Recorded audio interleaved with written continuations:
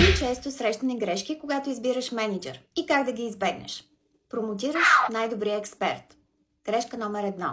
Промоция по заслуги, не по лидерски умения.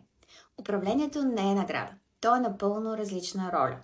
Някой може да е отличен изпълнител, но да няма умение за водене на хора, за изграждане на доверие или справяне с конфликти. Ако го промотираш без подготовка, губиш силен експерт и създаваш слаб ръководител.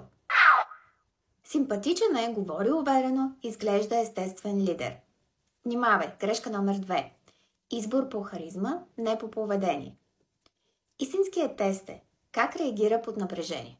Как действа, когато трябва да се справи с неефективен служител или с недоволство в екипа. Лидерството не е фасада, а поведение в трудни моменти.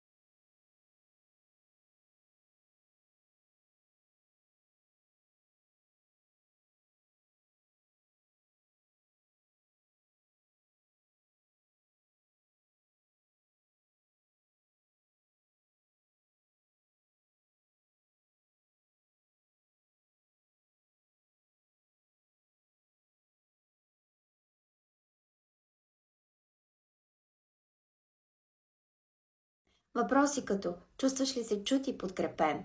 Има ли яснота в комуникацията и приоритетите? Как се справя при напрежение? Обратната връзка на екипа е незаменима, особено ако се комбинира с наблюденията от менеджера. Какво печелиш с този подход? Обективна оценка, не такава базирана на предположение. Възможност да вземеш информирано решение. Дали този човек има потенциала да израсне в лидер или е по-подходящ да остане експерт. Уважение от екипа. Показваш, че лидерството се заслужава, не се раздава.